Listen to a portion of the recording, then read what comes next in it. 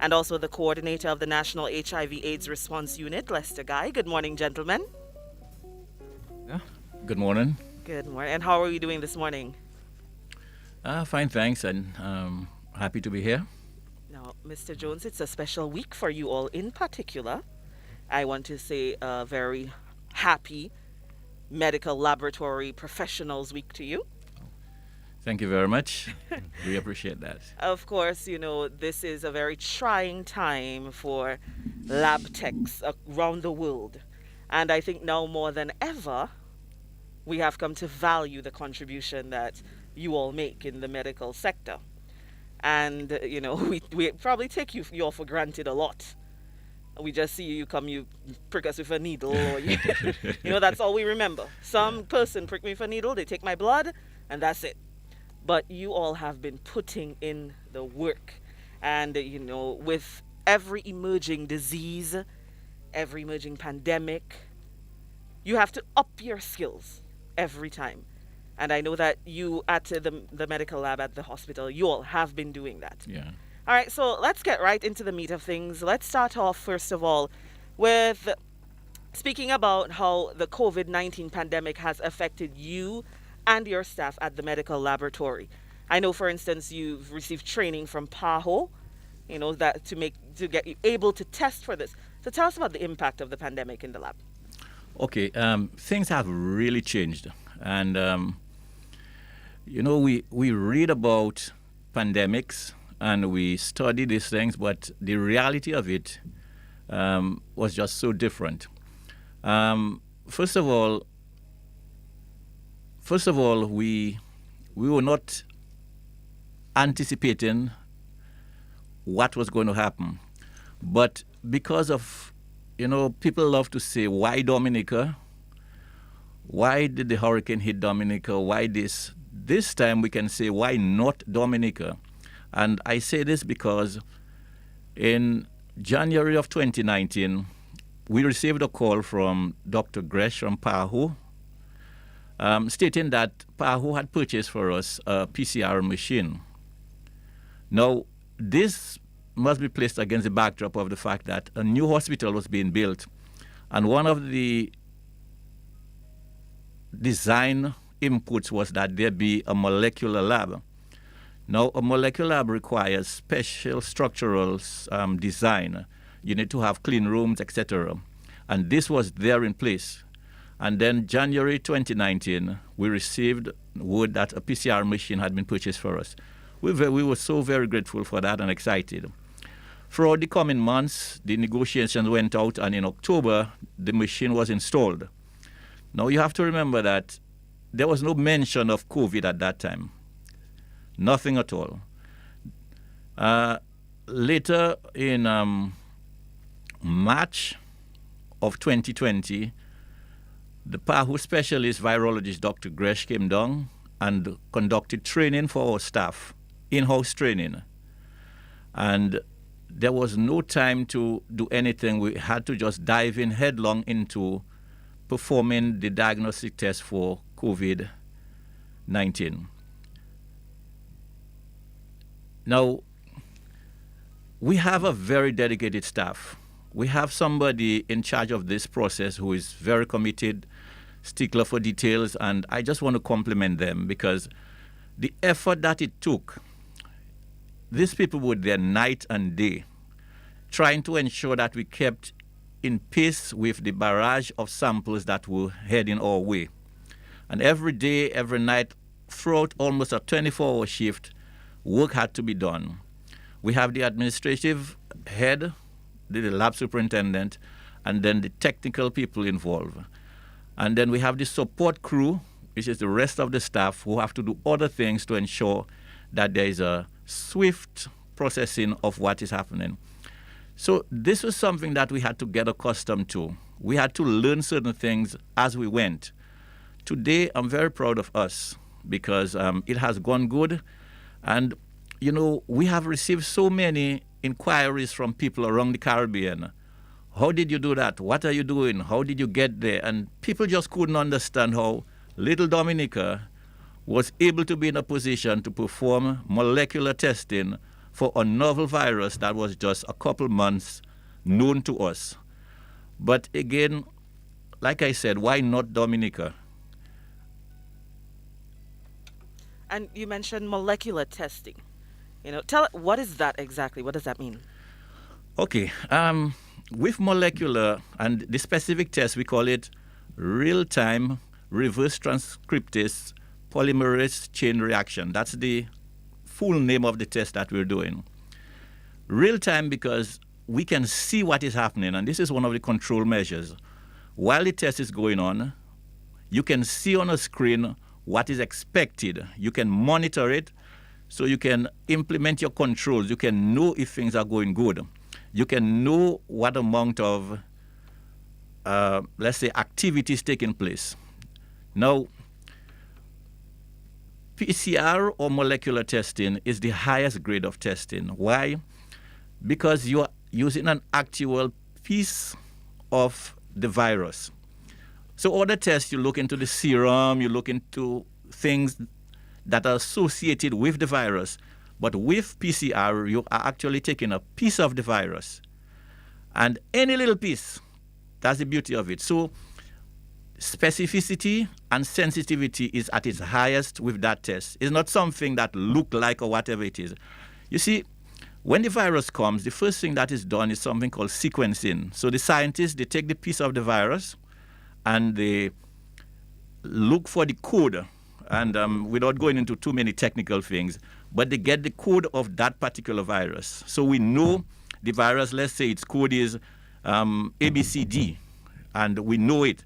So because of that, we can develop the various other probes and primers to match with that. Because what happens with that test is that once you get a piece of the virus, you can make many, many other pieces.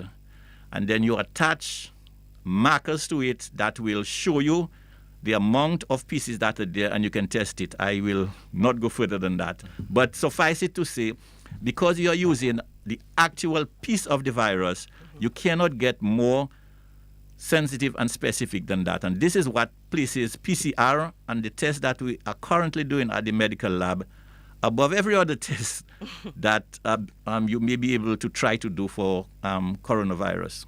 All right. Now, what about the testing process, though? If I were a suspected case of COVID-19 and I would be taken, the testing has to be done for me. What should I expect to happen? Okay. Now, the lab is one cog in a wheel of a team. Now, so samples are brought to us, and you would have heard from other people about the swabbing process. So, without going into too much on that side, a swab is taken from the nasopharyngeal area and throat and placed in what we call a viral transport medium that will keep it alive and well and moist to be transported to the lab. Once it gets there, we have to be very careful because this is live viruses that we're talking about.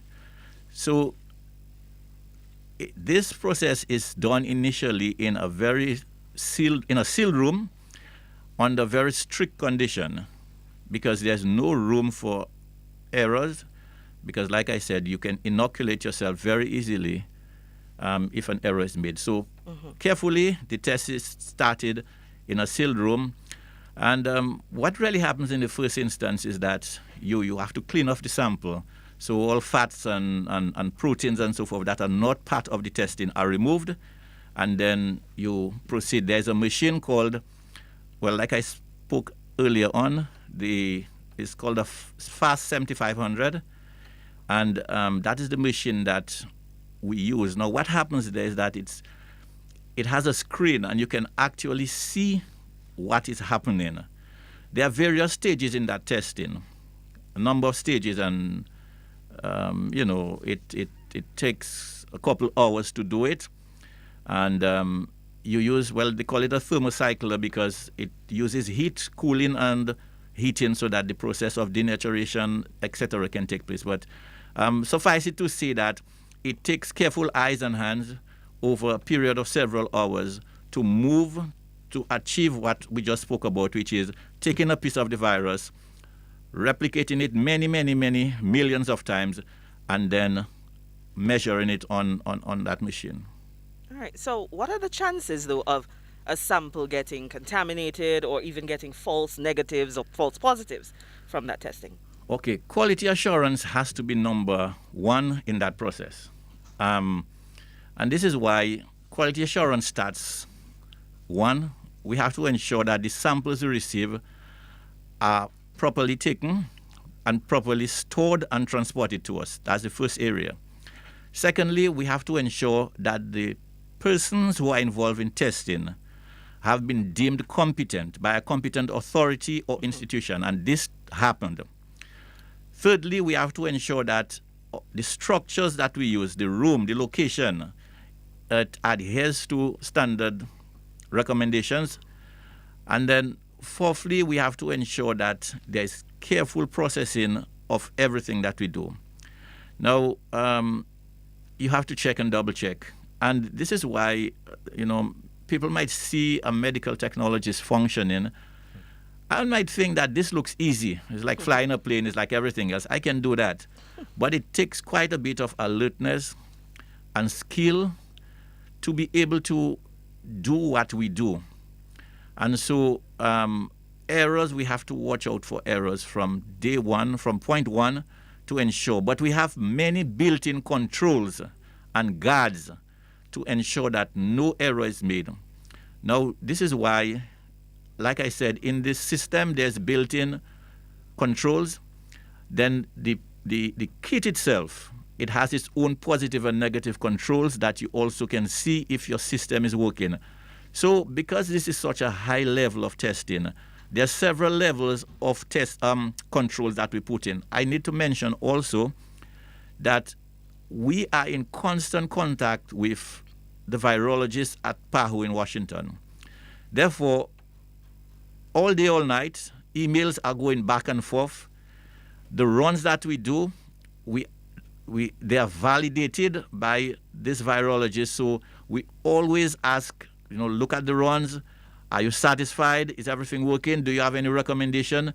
So this happens on a constant basis. So if there is any problem, we have help within an email speed from us. So we've taken like a number of steps to ensure that quality is at the highest level because we cannot afford to make an error.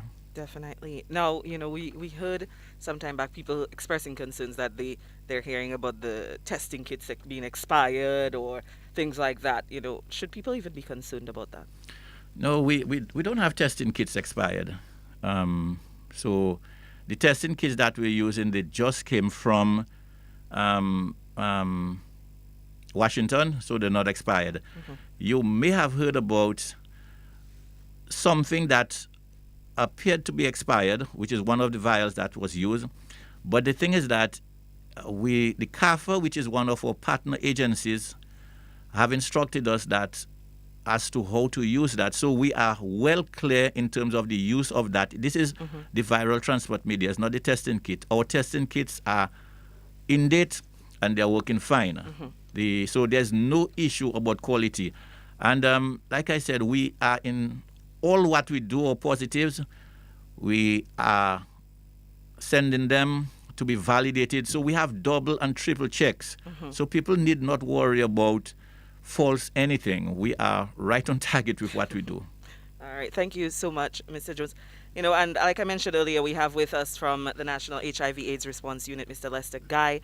Lester, we keep hearing about a certain group demographic that are particularly prone to contracting COVID-19, and that those are the ones who are immunocompromised. And you and your team work specifically with that demographic. What does it mean to be immunocompromised? Okay, good morning again, Sheena and the listening public. What does it mean to be immunocompromised? As we would have learned that somebody who's HIV positive, immune system is compromised in the sense that the virus attacks your immune system. The HIV virus attacks your immune system. And HIV is one of the diseases that's considered you being immunocompromised. Cancer is also one of them. certain types of cancer, is also you're also immunocompromised. But in the context that we're speaking right now, if we speak about persons who are HIV positive or persons who have developed AIDS, it means that the body immune system is not as fortified, it's not as strong as somebody who's normal. Interestingly, I should add that though, somebody can be HIV positive and their immune system is still okay. Once they're taking their medication and the viral load is, what they call it, they are virally suppressed, it means that the immune system is also very, very strong. Okay? But still, you still have to bear in mind that any illness that you have, it may be one of our comorbidities, for example, hypertension, asthma, diabetes, it still puts you at a risk. You are one of the persons who will be in the demographic of being at a higher risk for transmitting the COVID-19 virus. But I have had the opportunity, I have been in 2 online discussions or virtual discussions, and as it relates to persons who are HIV positive and how it relates to COVID-19.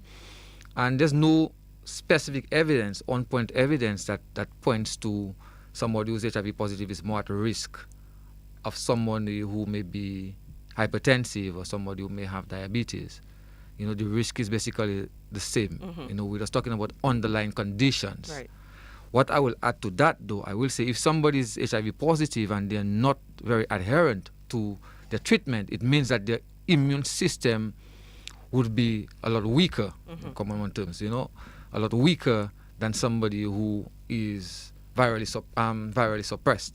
So that puts you at an extra risk. Whenever a foreign or a danger comes towards your body or enters into your body has to fight it out.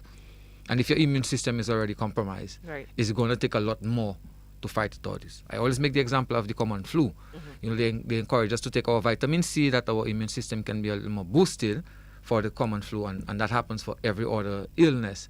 Your immune system, how you eat, how you exercise, how you take care of your body, is very much important as to how you're going to fight any bacteria or virus that enters into your system.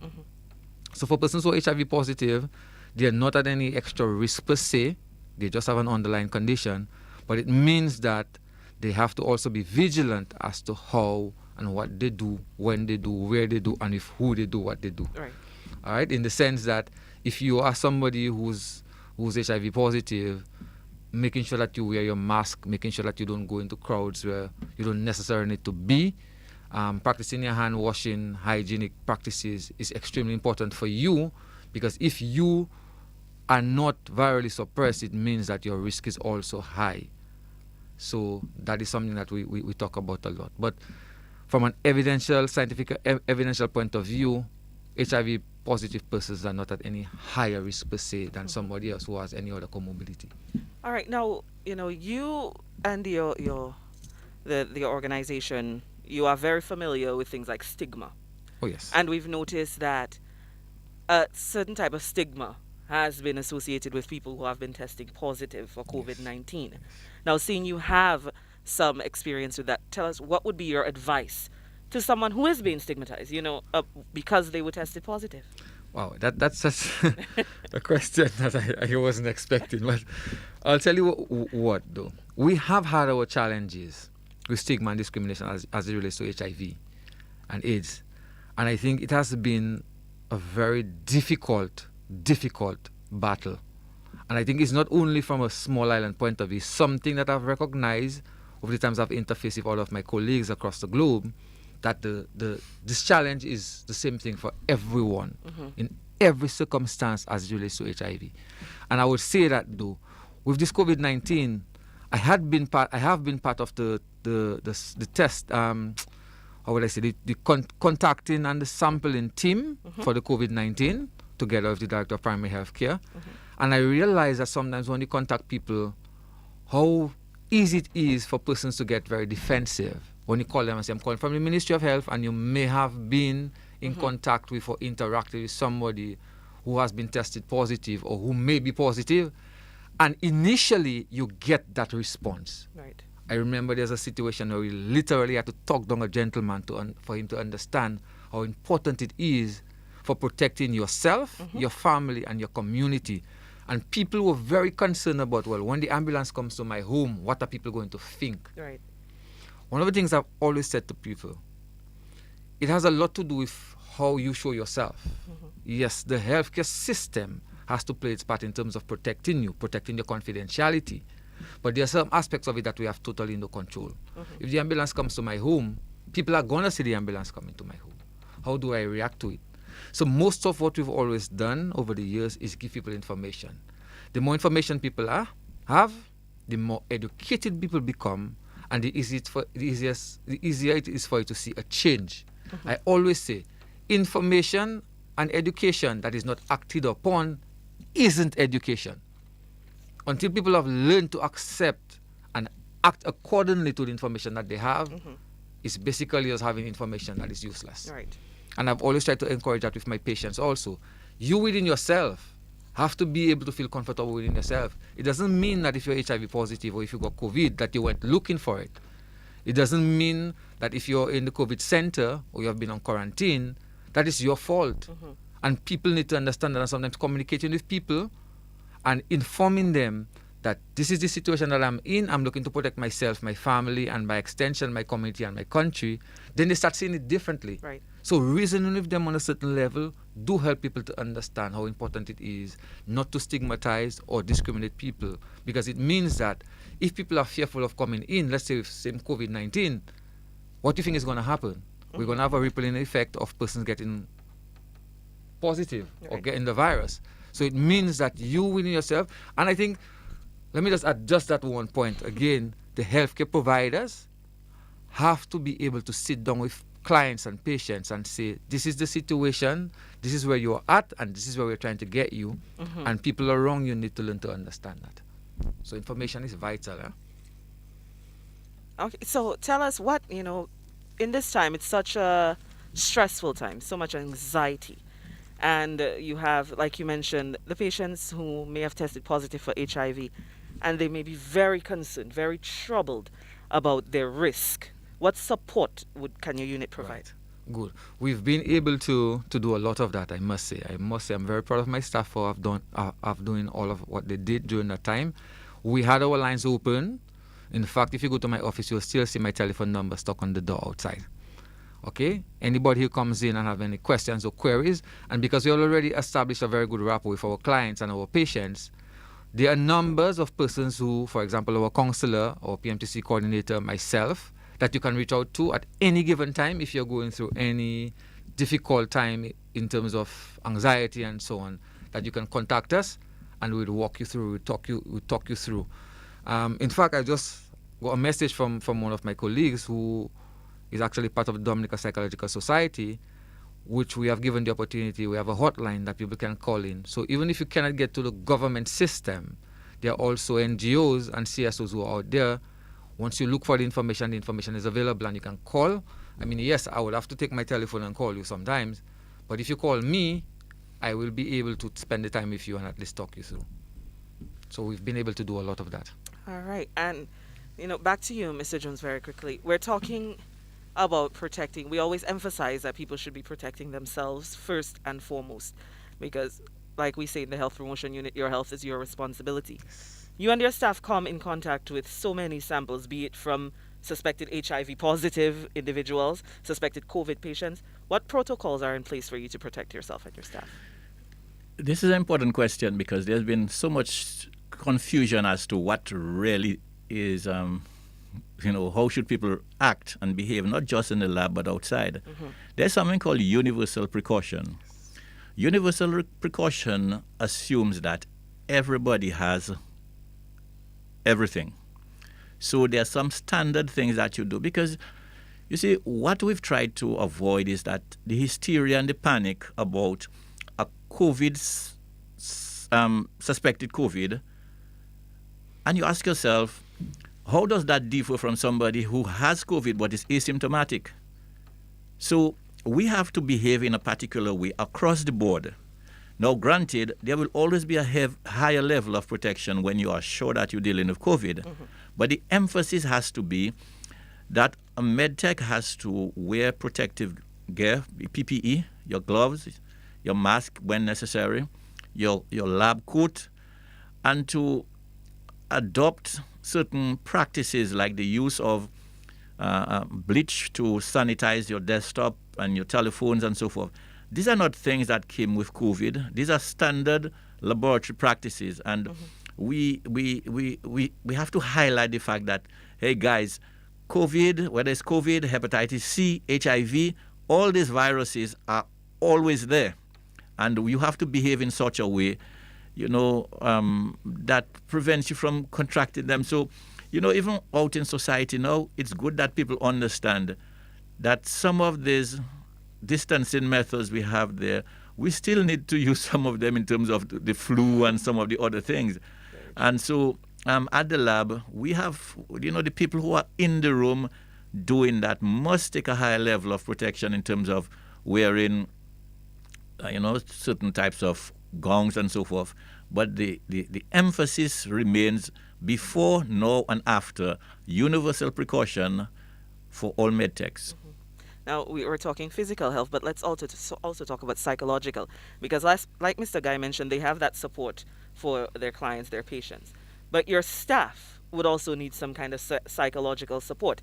Because I'm sure, whenever a test comes back positive, that has a tremendous impact on your staffing. So what do you do for that? Medtechs are strange creatures, eh? Medtechs are very strange creatures. And when I say that, I say it in a complimentary way.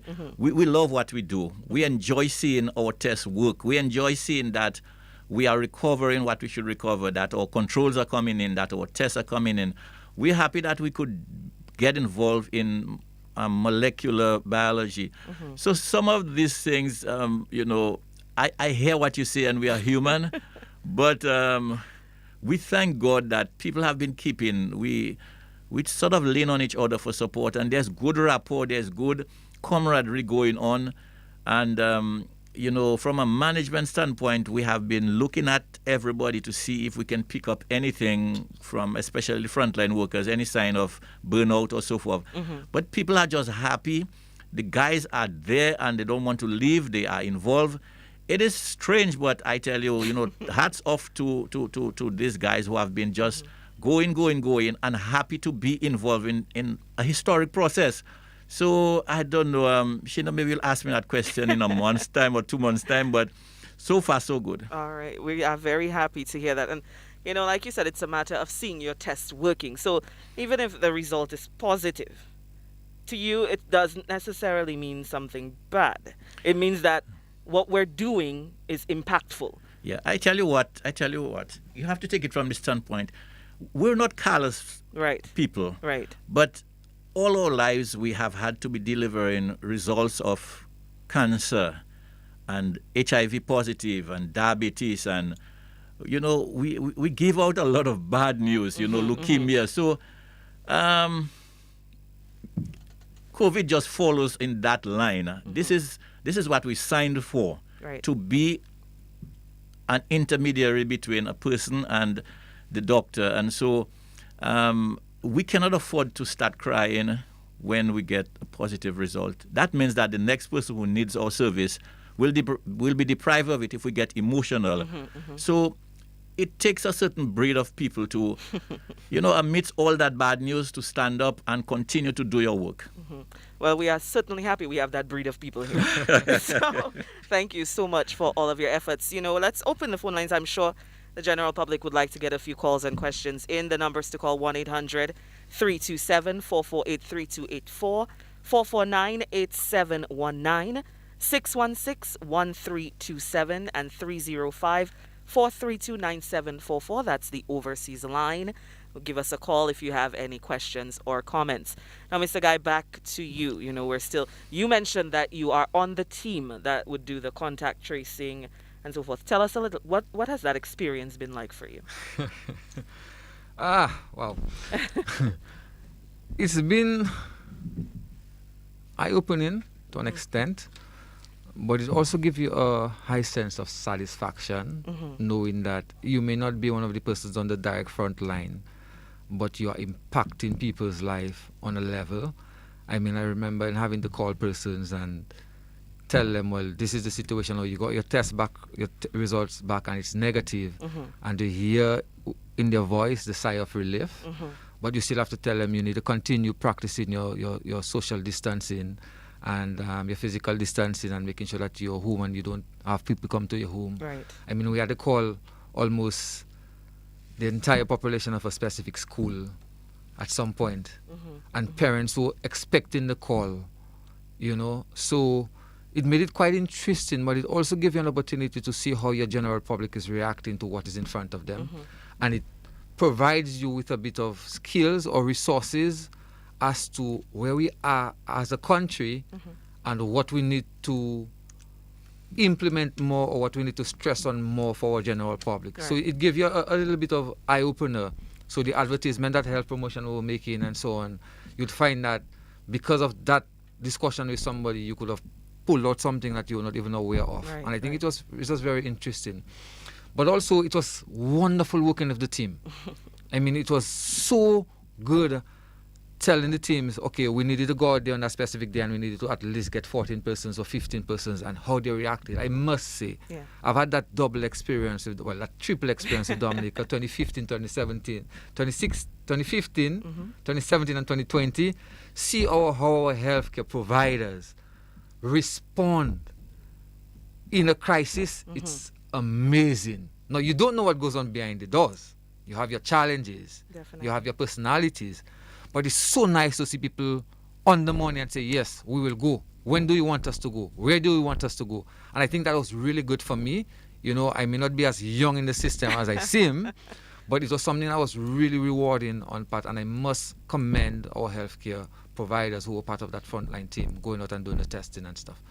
But it also made an opportunity for you to really get to know your people and see how they're reacting in a given situation. I'm talking about your general public, Of course. and how sometimes they don't understand stuff, and how when you break it down to them, how receptive they are. I think that was really a good experience from that. All right. I believe we have a caller on the line. Caller, go ahead. You're live.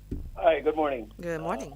It's a very good program. I think anything that's educational, especially in a time like this, is exceptionally good. Let me begin before I ask my question by commending your two guests, but especially those who are working very hard in this very difficult and trying time that we're going through. The frontline workers, Ministry of Health, I think the work is by excellence, and our reports can tell. I mean, every day I look forward to getting the reports of what's going on, and to see that we're making such good progress. It means our health system in Dominica is really taking this thing under control. A part of my commendation also goes to the Dominican public, because I think the fact that we are able to curb the spread, it means that we are submitting to the rules and regulations that have been placed on us. They're not the easiest, but the cooperation of the Dominican public, I think I must commend our people for being very obedient to the laws and to the rules and to regulations. I am hoping that maybe some of this can, as we behave better and as we behave well and we see better results in the near future, that probably some of these stringent measures can be a little bit more relieved to give us a little bit more time. We will hope that we can maybe keep our borders closed from importing anymore. My question has to do with the asymptomatic people, because I think that would be, from what I heard from your press release yesterday or your press conference, that may be one of the bigger concerns at this time, seeing that we were able to keep the 16 cases under control, and thus far have been able to release at least 9 of these patients. And from what I heard from the Ministry of Health, probably on Tuesday, probably a few more might be discharged by the end of this week. And that's very commendable. But my question has to do with the asymptomatic people. Eventually, if a person is asymptomatic, that simply means he does not exhibit any symptoms relative to the disease, to COVID-19. But wouldn't there be a period of time that he or she would have to pass on or infect somebody else with that disease? So if a person to be asymptomatic for, let's say, 21 days, 30 days, and not and someone close to him or her, or someone who has come in contact with him or her, become infected by the virus and begin to exhibit symptoms? Because I was looking at the asymptomatic. How long can a person remain asymptomatic and not infect someone else? So would someone else eventually become infected by them? And over what period of time would that infection be able to be manifested? That's my question. All right. Thank you, caller. Mr. Jones? Okay.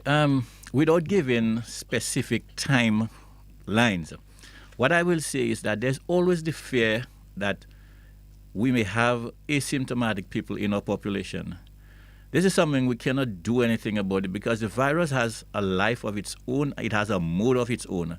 And for some people, there will be an aggressive phase, and other people, they'll be asymptomatic. This is why the preventative measures such as social distancing and so forth has to remain in effect for a while because there may be some people who are asymptomatic. So because we have not gotten any cases for a while, because nobody has died and so forth, it doesn't mean that we are out of the loop yet. So very good question in terms of reaching out to people and saying that we still need to maintain social distancing, right, and to get this virus to out of our system. Mm-hmm. What I can tell you also is that, and so yes, they can infect other people. What I can say also is that after a while, there'll be a community testing, as the minister has already alluded to. We'll be doing another type of test to see what happened in the population. This has certain preliminary protocols to be put in place before it can happen. Mm-hmm. But this will be for our learning, for our knowledge in terms of what really happened behind the scene. What amount of people were asymptomatic and we did not know? What amount of people were not honest in what they said to the health officials? So this population study, which we will conduct, it will give us an insight into what really happens behind the scene that we were not aware of. Mm-hmm. All right. We have, before we go to our next caller, we have another caller. But, Mr. Guy, that kind of ties in with what you guys do. Because when we talk asymptomatic, people with HIV often are. You cannot tell. So I always tell people we treat everybody as a suspect. Right? Very correct. Very correct. And that's the thing. Disease process is different for different people. But as I said, people's immune system is different. You might find I'm exposed to the cold to the common flu with the same person as Mr. Jones. And by tomorrow I'm coughing and sneezing. And Mr. Jones takes a little time before he starts. So the disease process is different. And I think we've been using the 7 and 14 days really good from a health system perspective. Somebody can stay asymptomatic for a while because of how developed or strong the immune system is. And that is why it's important for the general public to also understand that. And I keep mentioning the information aspect of it. Somebody can be HIV positive and never show signs and symptoms of AIDS for up to 9-10 years. Somebody may contract it, and in 3 years' time they're showing symptoms of AIDS. So it's very ticklish, and that's why we don't want to put a number on it or days on it, but to continue to encourage persons with we call it more physical distancing more than social distancing. I want to be socially connecting to my people, but physically, based on the 6 feet and the 2 meters, you have to keep encouraging that. So I think it's the process of the disease, Right. That's what's important. And once people know and understand why you're telling them to still practice their physical distancing, then hopefully that we can get more positive results. All right. So we have another caller on the line. Caller, go ahead. You're live. Hi, good morning. Good morning. Yeah, I wish to commend you guys. I think, and the Ministry of Health by extension, I think they have done a tremendous job over the last couple of weeks. Now, 2 things that really stand out since COVID, somebody was saying there's a positive out of it. Well, they can put it that way. But 2 things that stands out in my mind with that since the advent of COVID-19 is, one, the families. There's a unit, like people kind of stay home and understand what is family in the details and to spend time with their family. Some people were always out and, that sort of thing. And the second thing, I admire that thing, that well, not admire, but I think it has really helped, is to cut down on that alcohol thing. I've always been upset with this every weekend, the party and the drinking and indiscriminate driving and all this sort of thing. So people now have a time to reflect. But my question is, Is there any voluntary testing in Dominica so far? Like, for instance, Mr. John Brown can stay at his home and say, boy, let me just go and take a test now, just for safety's sake. Can he just step into the facility and say, well, can I have a test or something of that sort? All right. I'd like you to speak to that. Thank you, caller. Mr. Jones. Thank you. Okay, the problem about testing is that this is a public health issue. There's what is called, we have a criteria for testing. So, and we follow PAHO recommendations. If you satisfy that criteria, then you're tested. There are other people who may have been exposed, etc. We test. But the problem about this testing is that globally, there is an acute shortage of testing material. Mm-hmm. And we in Dominica, we're very, very fortunate, like I said, because many countries are begging for test material because they cannot test. So it is difficult and impossible to just test people at will. We have to make sure that you fit a certain criteria before we can use it. Maybe later on when test kits are available and so forth, we might move into that phase. But right now, the government, Ministry of Health has had to adhere strictly to WHO protocol. So people cannot just walk out and demand a test. It cannot work so for now. Yeah, Mm-hmm. and let me reiterate what Mr. Jones is saying as it relates to the criteria for testing. And because even initially when the health centers and so on were shut down for a while, we had a hotline where people would call in and and we'd get somebody to call them back and do an assessment as to what they're presenting with. Mm-hmm. And you'd find people calling for a cough and cold or a sneeze, and they were all perturbed and anxious. Mm-hmm. And you really had to do an assessment, because if we were just testing people at randomly, it would put us in a very difficult situation where we actually need to test persons who may have been, fitting the criteria for testing. So, I had to explain to a number of people, even sometimes healthcare providers, unfortunately, that based on what you're telling me, you've not been in a COVID center, you've not been interacting. I'm saying a random person could have exposed you, but I'm saying based on the criteria that we had at the time, it will just mean that we're using resources, which is resources that we don't have. Right. You understand? So the criteria really helped us, and figuring out how to go about testing people. And I think that is one of the things that worked very well for Dominica, rather than just using your stuff for just using them. Now, Mr. Jones, even with that though, like I heard Dr. Ahmed mention recently, we are second in the Caribbean per capita, our testing rate, if I remember clearly. Correct me if I'm wrong. Yeah, that's correct. We are way up there. St. Kitts, is close to us, but we are way, way up there.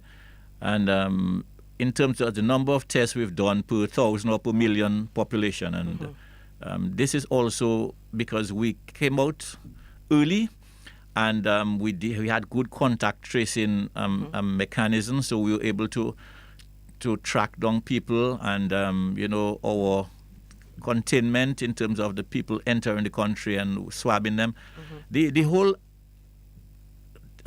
systematic way of going about it, and we must always remember also the availability of the test, because many of the other countries in the Caribbean have had to send their tests to CAFA in Trinidad, and CAFA had a stipulation that they could only do so many tests because Trinidad has a huge population. CAFA is in Trinidad and they have to do for them. So we were very fortunate that we could do our own testing. So our number of tests plus our per capita testing rate is very, very high. Okay. Now, I also remember a while back you did rapid testing in one community, right, where a few hundred people were tested. Tell us about that. How is that different from, say, the regular testing, and how does that impact you in the lab? Okay. So I couldn't speak with authority about that aspect of it because I was not involved. Okay. That was done separately. Okay. But what I can tell you is that, and you see, when I spoke initially, I told you about the PCR test, that it uses an actual portion of the virus and replicates it and measures it.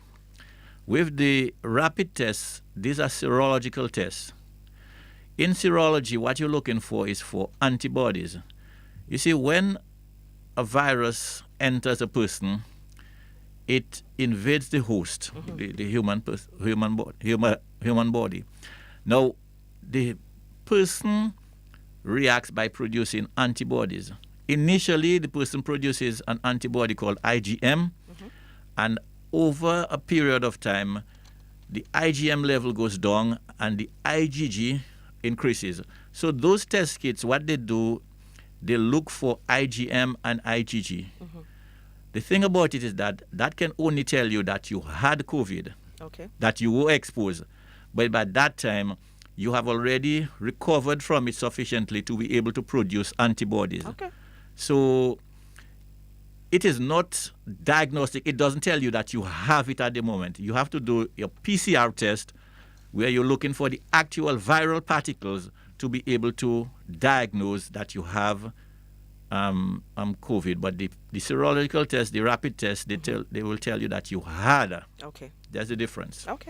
Now, let me ask you another question. I'm not even sure if you can answer that. You know, talk is going around about a vaccine being created, about a cure. What can you comment on that, about the potential of a vaccine being out there, or even a cure? Or even, you know, you hear the rumors about if you put some some water by your nose and you use your blow dryer and steam your nose and those kind of things. What can you comment? What I will tell you is that we've had like experts just cropping up from the woodwork. Like everybody just became an expert. And with social media, everybody wanted to be on social media. So everybody was just going in front of a camera and making some theory. I mean, we know some things about the bacteria, that it's very heat labile. It doesn't do very good in heat. But I mean, people have to be careful and try to get information from the World Health Organization, Center for Disease Control, the European Health Organization, these kind of authoritative bodies, and try not to get your information from like WhatsApp and this social media, you know. As for the vaccine, development of a vaccine is something that cannot be fast forwarded. It has to take time, because after you've developed the vaccine, you have to do trials. And this takes time. You have to do trial over a wide area. So everybody's saying that they have a vaccine. What I can tell you is that a vaccine cannot be ready like no. It has to be tested. So that is all I can say on that. That we should not start queuing up for a vaccine, because it won't be ready. The other thing is that we have to understand the way viruses behave. They mutate. So a virus will start in Roseau as one thing, and by the time it gets to Portsmouth, it has changed a bit. Guess what? You have to alter your vaccine then. So we have to just be careful about popping the champagne too fast on the development of a vaccine. All right. Thank you so much, Mr. Jones. The phone lines are open. We have just a few more minutes, 5 minutes actually, in today's program. 1-800-327-448-3284, 449-38719, and 616-1327. Of course, for those of you in the diaspora who are tuned in, 305-432-9744. Again, let me thank all of those tuned in on the various radio stations across the island: Vibes Radio, Kyrie FM, Voice of Life Radio, Q95, and of course DBS Radio. Now, gentlemen, let's take this call and then I'll get back to you. We have a caller on the line. Caller, go ahead. You're live. Good afternoon. Good afternoon. Very to you. good program, and I'd like to commend your people for your effort. I realize that to some extent those involved on the field have been having a high from the activity. My question is, this virus, the coronavirus, it normally stays or lives somewhere, in a host. Would that host, would it, one, be making that host sick? And if not, would that host have a protection against the virus that, the virus doesn't affect it? So it normally, like our mouth have bacteria, but that bacteria is not a problem for us. So like the place it resides, how is it able to coexist with that organism? That might just shed light on some of the approaches we may need to take in dealing with it in the future. Thanks. All right. Thank you, caller. Okay, so caller, you're quite right. Now, understand, please, that there are many, many coronaviruses. They are practically like animal-dwelling viruses. So you might have heard about the bats and some of the wild creatures. Yes, you have the coronaviruses live in them. And that is why, we talk about the separation of human from animal, because some of these things, like even when there was the HIV, there was, HIV from the rhesus monkey. Mm-hmm. Now, there have been theories as to how coronavirus got to human, how it crossed over into human. And that itself is a very complicated process, that how normal flora, a virus that does not affect an animal, but if it gets into human, then Right. it's different. No, this is not just for viruses. Bacteria and certain things do the same thing, that certain animals are able to, you know, withstand the attack from the animal, yet still if it gets to human being, it's different. So, sir, you're quite correct. What happened is that this one is a novel virus, is a new coronavirus, and it crossed over at whatever time, because there's various theories, and I'm not going to mention them because I have no idea which one is correct. But just to say that yes, it crossed over from animals to humans, and this is something that we have to watch out for going forward in terms of that human animal kind of interaction. All right, we have another caller on the line. Caller, you're live. Go ahead. Hello? Yes, go ahead, caller. Yes, good morning, good morning. I'm not sure if your overseas line is working now, because it has been ringing and it hasn't been answered, so I was just asking in case you want to check it out. Okay, thank you. Secondly, let me, of course, commend you, Sheena, as always, for doing an excellent job in terms of communicating the information and interviewing the people very eloquently. Thank you. I want to commend the gentleman, people like Lester and these other guys who is doing a very good job, and the lab technicians and so on, the frontline workers.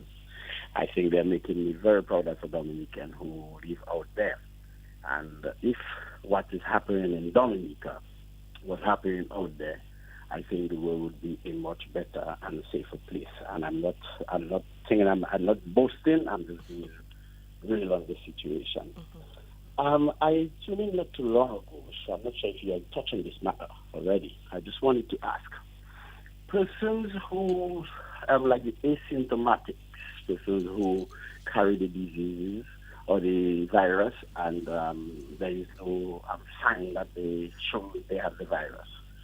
How long does it take for this individual or individual to show symptoms of the coronavirus?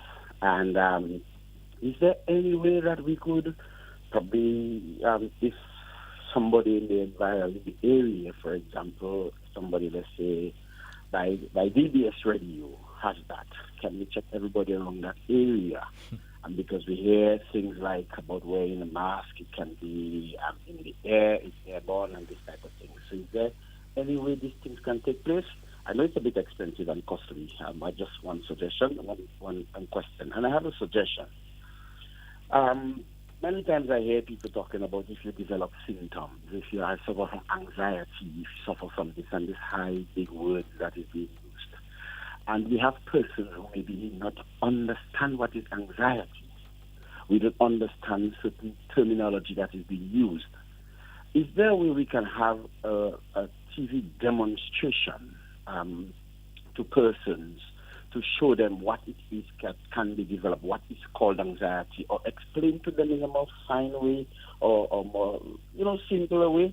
And I'll say this, the reason why I say that. I do training in the healthcare thing overseas as well. And there was one time I had a training, one of my first training, and I tried to be professional and, produce my words and, and so on and so forth. And then after the meeting, one lady come to me and she said, I did not understand much of the things you said. I asked her, why? So she said, some of the words you use, some of the terminology that you use, I didn't really understand. And from since there, I learned to be very simple in my deliberation. So this is just a suggestion I have, and I don't want to be funny, but just think maybe some people may not understand some of the terminology that may be used. And if there a way they can put it on TV to demonstrate for people. Have a good day, everybody, and keep doing an excellent job. Thank you. Thank you so much, caller. Bye. All right, so that, yeah, he did ask a question that Mr. Guy and Mr. Jones, we touched on earlier, but just to reiterate for him because he must have missed that concerning the asymptomatic individuals. So, Mr. Guy, I think you kind of handled that very well the last time. So, if you want to just stress on that a little bit again. Okay, so I guess for the benefit of the last caller, so we were talking about the disease process, and we have to be cognizant of the fact that our bodies are going to respond to certain bacteria and viruses different. So we've been pushing a lot from our general health system point of view, the 7 and the 14 days, and we ask people to stay at home for isolation for 14 days for the most, and so on. What we have to bear in mind is that every illness is going to affect persons differently, and every illness has its process. So if somebody is asymptomatic, it would mean that they need to continue practicing physical distancing, which is very important because you are not showing any symptom. And for the general public, being asymptomatic is that you're not showing any symptom of being ill, but it still means that somebody can contract the virus from you. So what we are encouraging people to do is just continue their social distance, because you never know who may have been exposed, and because the process might be different from them. Like I'll use the example again of the common flu. Sometimes two persons are exposed at the same time, and somebody starts showing symptoms a day after, somebody might be showing symptoms 3 days after. So what we're encouraging, and I think, let me just stress on that, and I hope I'm not losing the point. That is what I think a lot of people don't understand. Just because we seem not to be having positive cases right now for the past at least 11 or 10 days, people are assuming that everything is okay. There is a risk involved in it, and that's why we are still telling the business places to practice this physical distancing when people are queuing up in the lines, because you're still not certain. Somebody may have come back door, because that is part of what happens to us, So you have to practice your physical distancing, because the process takes different for different people, and it means that you still need to protect yourself, your family, and those who are around you. Definitely. Now, as we always say, in the medical field, precaution is better than cure. So we don't want to become complacent. We don't want to be lax in our practices. So right now, like we mentioned, everybody's a suspect. Everybody's suspicious. If you treat everyone suspiciously, then that's your party that you're playing to protect yourself. Now, the other part of his question was about testing everybody. I don't want to miss out any part of his question. So, Mr. Jones, to you, he was talking like, if in a certain area, there's somebody tested positive, how plausible is it? How likely is it to test everybody in that area? Again, there are protocols for that. The WHO has recommendations because, take for instance, in Jamaica and Trinidad, they had clusters of infection where I think in Jamaica 100 and something people from one establishment were found to be positive. Now the thing about it is that because of resource constraints, you cannot always test every possible contact. So like there are protocols which tells you if there's contact, like in a household, you have certain amount of people that initially you have to test. So all these things are well documented as to how to go about it. We cannot test everybody in a particular village. If somebody was in the market, we cannot test everybody that went to the market.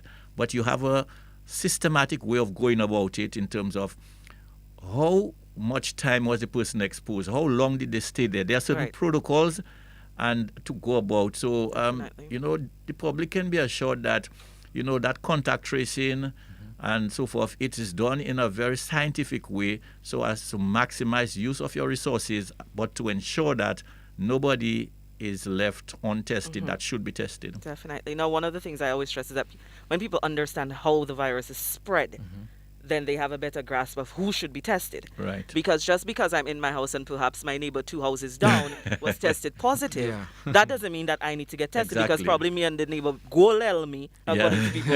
I've never talked to the person. But just because the person is 2 houses down doesn't mean that I have to be, and it's not to be funny or make light of it, but it's the truth.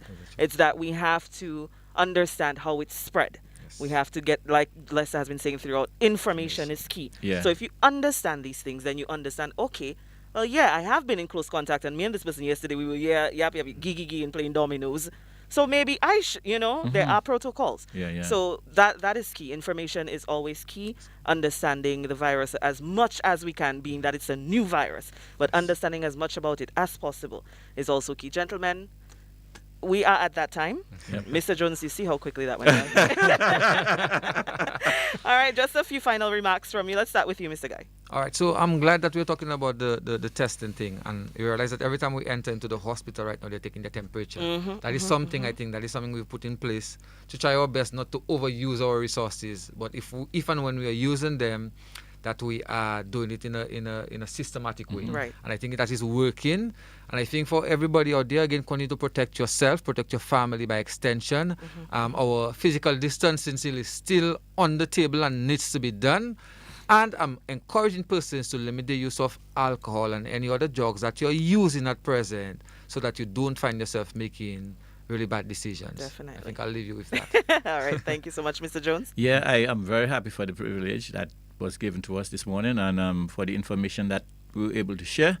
I first of all want to say happy Lab Professionals Week to all the labs in Dominica. So we're talking from the north, Omar in Portsmouth lab, and the Adams lab, Alina, Mrs. Laville, and them at the diagnostic pre-labs, and the Lafayette lab, Judy and Carla and these people, and then of course the PMH Medical Laboratory and the team there. We want to especially big up those in microbiology, Mr. Carbon and his team, for the kind of work that I've been doing, unselfish work that I've been doing in terms of the corona.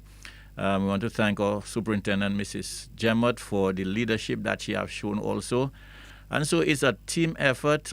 There are so many people involved in that. We want to thank people. There are people who just call and say, we're praying for you all. Definitely. Send WhatsApp and saying, look, I know it's difficult for you. So we thank people for the kind of support. I go and I see people carrying those boxes coming to bring samples. And I know it's not just us, it's a number of people involved in that process. So I want to compliment the health team, everybody involved, those who have been there from the beginning, especially who still have energy. I pray that God will just continue to strengthen us.